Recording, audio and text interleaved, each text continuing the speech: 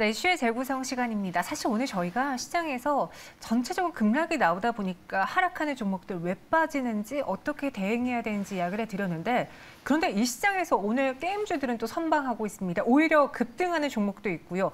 왜 그러는지 이에 대해서는 헤르메스 하창 본부장과 함께 짚어보도록 하겠습니다. 어서 오세요. 네, 안녕하십니까. 네, 안녕하세요. 아니, 저는 게임주가 오늘 상승한 게 조금 의아했던 게요. 가장 큰 악재였던 그 중국의 정신적 아편 논란 그런 것도 나왔고 신작도 계속 늦춰지면서 불안하지 않을까 했는데 갑자기 뷰가 바뀐 거예요? 아니면 빠질 만큼 빠져서요? 오늘 왜 오를까요? 사실 이제 뭐 게임주 같은 경우는 좀 빠질 만큼 빠졌다라는 게 일단 먼저 맞는 것 같습니다. 네. 일단 주가가 상당히 많이 좀 밀렸죠. 이게 뭐 하루 이틀 만에 밀린 게 아니라 사실 이제 신작이 한 번, 두 번 이렇게 연기된 게 아니라 정말 오랜 기간 연기가 됐습니다. 그래서 오랜 기간 동안 그런 연기에 대한 부분들은 좀 선 반영이 됐다라고 보실 필요가 있을 것 같고요. 또 말씀해주신 뭐 아편 관련된 그런 이벤트도 그 관련된 이벤트가 있었을 때 뭐 텐센트부터 시작을 해서 정말 많은 전 세계적인 뭐 게임주들이 거의 다 빠졌다라고 보시면 될 것 같습니다. 그래서 그런 부분들은 이미 주가에 선반영이 되어 있다라고 보시면 될 것 같고요.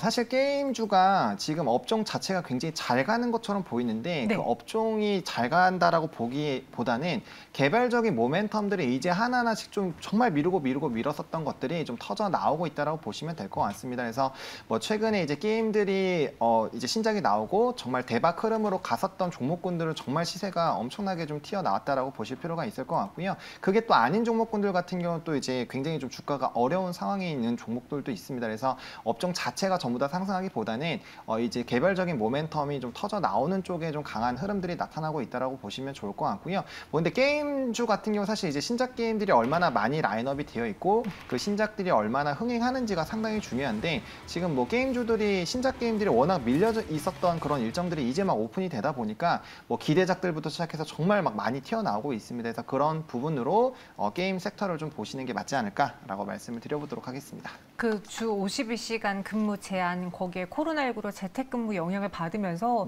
신작 출시일들이 많이 늦춰졌거든요. 근데 이제는 올 때가 됐다라고 하니 어떤 게임 회사들이 신작을 내놓을지 그 모멘텀을 정리해 볼까요? 사실 뭐 너무 게임주들이 막 10개씩 넘는 신작들이 있는 회사들도 있어서 사실 뭐 전부 다 좀 다루긴 좀 어렵고요. 좀 주요 회사들만 좀 살펴보겠습니다. 일단은 뭐 이제 그 NC부터 좀 살펴보면은 이제 블레이드 앤 소울 2가 이제 25일에 이제 출시 예정이 되어 있죠. 그리고 리니지 W 관련된 이벤트도 있다라고 보실 필요가 있을 것 같고요. 뭐 이제 또 넷마블 같은 경우가 이제 마블 퓨처 레볼루션에 대한 부분들 그리고 제2의 나라에 대한 그런 기대감들 또 기타 이제 내년까지도 충분히 이런 모멘텀들 많이 있겠다라고 보실 필요가 있을 것 같고요. 뭐 넥슨도 관련된 좀 이벤트가 있습니다. 그래서 뭐 대부분의 주요 회사들이 이런 모멘텀이 있었다라고 보실 필요가 있을 거고요. 같고요. 그다음 뭐 최근에 뭐 네오이즈 같은 경우 블레스 언리시드 그리고 뭐 카게임 같은 경우 뭐 오딘도 있었고요. 그래서 뭐 여러 가지 그런 신작 기대가 됐었던 종목군들이 좀 나왔고 지금도 이제 좀 기대가 되고 있다라고 말씀을 좀 드려보도록 하겠습니다. 네, 저도 뭐 저희 시청자분들이 아시겠지만 제 게임의 그 마지막은 테트리스에 멈춰져 있기 때문에 제가 이 게임주를 논하는 게 맞는가 싶기도 한데 우리가 봐야 되는 것 중에 하나가 그동안 게임주 안에서 대장은 NC소프트였거든요. 근데 바뀌었잖아요. 크래프톤이 나왔잖아요. 이 크래프톤에 대해서는 어떻게 보시는지 첫날 그리고 이 청약 예약이 생각보다 저조해서 흥행 실패했다라고 했는데 그렇죠. 뭐 이 부분에 대해서는 이미 뭐 다들 알고 계시지 않을까라고 생각이 듭니다. 일단 뭐 공모가부터 애초에 좀 고평가가 많이 되어 있다에 대한 그런 얘기들이 많이 있었고요. 사실 이제 청약 관련된 부분에서도 사실 이제 역대급 두 번째로 높은 공모가가 형성이 되었음에도 불구하고 그에 따른 이제 청약률은 상당히 좀 떨어졌었습니다. 워낙 그 시절에 그 시기에 이제 IPO가 좀 많이 있었기도 했고요. 또 앞서 말씀해주신 이런 중국의 게임 규제에 대한 그런 모멘텀들도 반영이 되다 보니까 다소 이제 청약적인 부분에서는 좀 부정적으로 좀 작용이 됐다라고 보실 필요가 있습니다. 결과적으로 청약이 좀 좋지 않았기 때문에 수급적인 부분에서 좋지 않았고요. 그래서 이에 따라서 조금 흥행에 대한 부분들은 좀 부정적인 방향으로 좀 지금 진행이 됐다라고 정리를 해드리도록 하겠습니다. 근데 그렇다고 흥행 실패라고 말하긴 좀 그런 게 40만 원까지 내려갔다가 오히려 이 하락장에서 다시 상승을 타고 있거든요. 네. 오늘까지 4거래 연속 올라주고 있는데 상승세 제대로 탔는지 하반기는 어떻게 볼 수 있을까요? 사실 이제 신작이 얼마나 잘 되느냐가 지금 상당히 중요합니다. 9월 말 10월 초에 이제 크래프톤 관련된 이벤트가 기다리고 있는데 그 신작이 흥행이 되면은 이제 상승 궤도를 정말 제대로 탈 것이고요. 어쩔 수가 없습니다. 게임주 같은 경우는 신작 게임이 이제 기대가 되고 있는 게임이 출시가 되기 전에 일단 그 기대감을 일단 먼저 움직이고요. 그다음에 출시 이후에 일매출이라든지 순위가 따라오면 거기서부터 이제 슈팅이 제대로 나오기 시작을 하는 거고, 그게 아니면 정말 급락으로 다시 기대감으로 올랐었던 부분들을 다시 좀 그 이전 가격대로 돌아가는 경우가 게임주들의 그 주 특성이다 보니까 관련된 부분들에 따라서 좀 호불호가 갈릴 수 있겠다라고 보실 필요가 있을 것 같고요. 일단 단기적으로는 이런 신작에 대한 기대감들이 워낙 크고 이 부분들이 오픈이 되게 됐을 때 일매출이나 이런 부분들이 붙게 됐을 때 기업의 이제 밸류 자체가 높아질 것이다라는 그런 관점으로 기대감으로 일단 주가가 다시 회복을 하고 있다라는 관점으로 지켜보시면 될 것 같습니다. 그럼 계속 들고 갈까요? 일단은 기 보유자분들께서는 좀 홀딩 하시는 전략으로 접근을 해보시면 좋을 것 같고요. 신규적으로 사실 좀 매수를 굳이 한다라고 하시면은 46만 8천 원 라인부터 48만 8천 원 부분까지 좀 분할로 접근을 해보셨으면 좋을 것 같은데, 지금 시장 자체가 워낙 좀 부정적이다 보니까 매수 같은 경우는 조금 신중하게 해보실 필요가 있을 것 같고요. 그 다음에 일단은 기 보유자분들 영역으로 그리고 신규 매수 기준으로 이제 44만 원으로 손절 라인을 좀 제시를 했는데, 만약에 현재 보유하고 계시고 수익권에 계신 분들 같은 경우 익절 라인을 일단 48만 원 라인 부분을 일단 좀 1차적으로 잡아 놓으시는 게 좋을 것 같습니다. 그리고 이제 접근을 한다라고 했을 때 기본적으로 55만 원 좀 제시를 드리겠고요. 뭐 증권사에서는 51만 원 그리고 71만 원에 대한 그런 목표가도 있다라는 거 좀 참고해 보시면 좋을 것 같습니다. 네, 그럼 크래프톤에게 자리를 내줬는데 이제 좀 많이 빠질 만큼 빠져서인지 아니면 오늘 리니지2M이라는 그 뉴스가 붙어서인지 상승하고 있는 NC소프트도 한번 볼게요. 리니지2M이 대만 매출 1위를 기록했다는 소식과 함께 주가가 그동안 많이 밀렸어 라는 평가와 함께 오늘 8% 급등하고 있는 NC소프트, 이제는 좀 갈까요?